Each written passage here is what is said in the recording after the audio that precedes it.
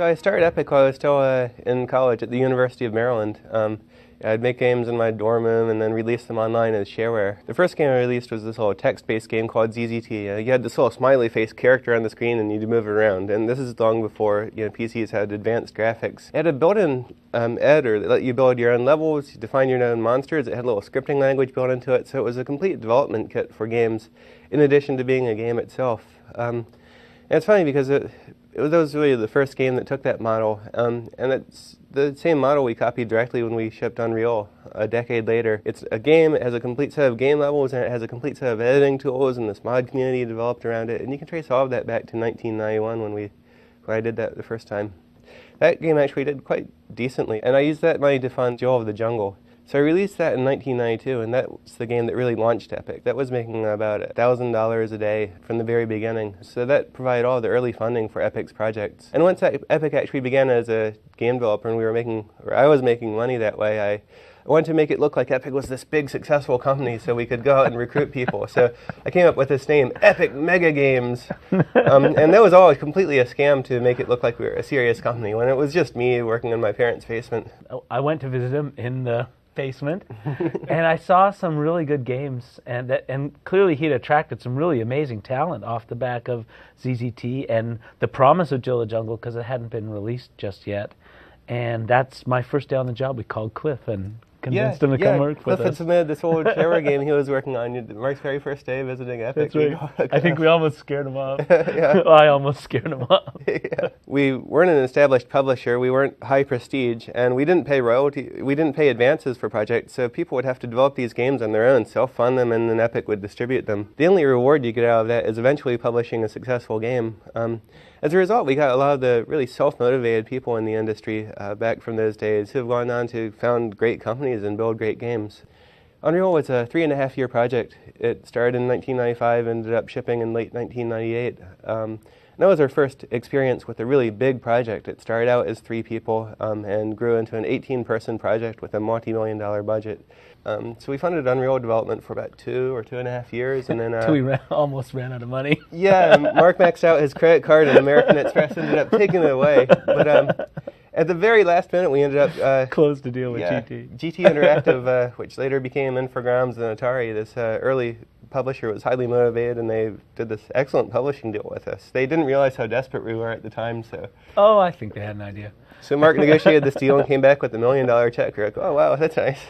Yeah, I meant to take it to American Express to get my credit card back. I was just too busy. Yeah, once we had the publishing deal for Unreal, we were able to get by. The finances were pretty tight at a lot of different points in development, but we, from that point on, weren't at risk of going out of business. Whereas in the early days of Unreal and Epic, it was kind of touch and go a lot of the time. As we started to transition into this console generation, around 2005 and 2006, it was clear that teams were going very large, budgets were going very large, and the project life cycles were such that you couldn't be a one-team company economically anymore.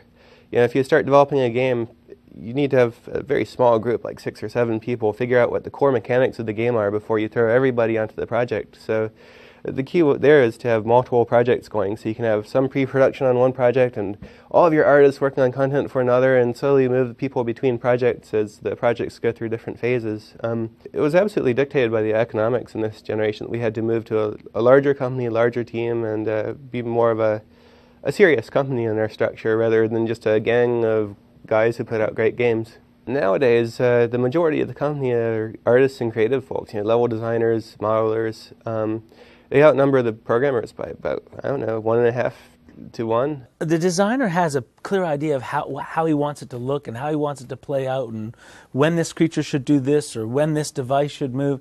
And sometimes just the process of explaining that to the programmer, and the programmer goes up and codes up, no, that's not exactly what I meant, and the programmer recodes it, that could take days and days. And now what we're finding is the designers now, with Unreal Kismet, the visual scripting system, they're able to do that all themselves in a very short period of time. And very rarely, maybe, 1 out of 20 times, maybe they need a programmer to come in and make it run a little faster than it runs through the scripting system. And so the programmers are touching a lot less of the gameplay and design-oriented at things than they were in the past, and that's good for the process.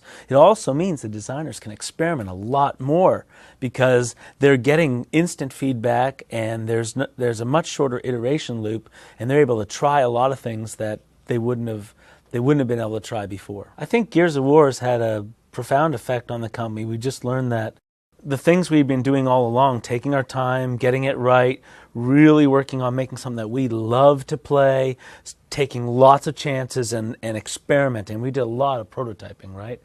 And we just learned that we were always on the right course. We just needed to take it up in the scale a little bit. Right. If you go to a typical game developer, you'll find among their artists and their programmers like one or two guys who really stand out as the top performers there, and we have a company full of those people.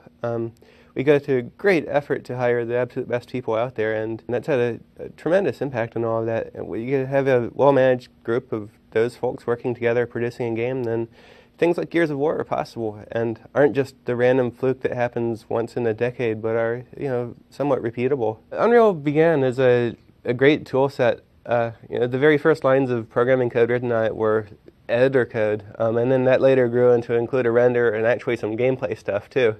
So the tools were always a central part of the Unreal Engine from the very beginning, since 1995. So that's always been our focus, to build a great engine with excellent tools so the mod makers can take advantage of it, other teams licensing our engine can take advantage of it, and that's always been an integral part of the strategy from the beginning. The main reason for choosing the PlayStation 3 for Unreal Tournament 3 was really because of the mods.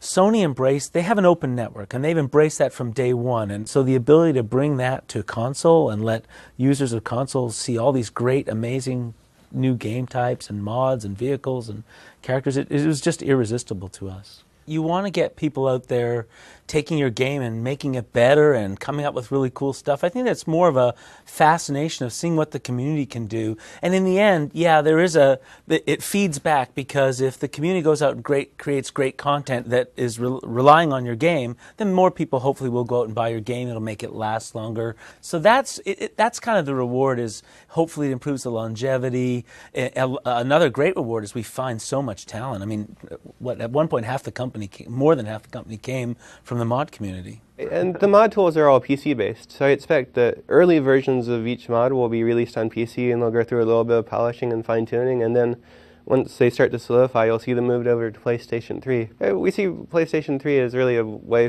to exploit the best mods. If you go back and look, we don't always have a hard plan for these things, but if you go back and look in the past of what we've done before, you can count on some updates, and you can count on some great new content. You can count on us going out and promoting mods and helping teach people how to do that. So I think that you just have to go back and look at the history of us as a company and say, hey, Epic supports its games. They don't just drop this game off and then boom, they're right on the next game tomorrow. So a lot of the things that we have planned for the next little while are just basically enhancing what we've already done.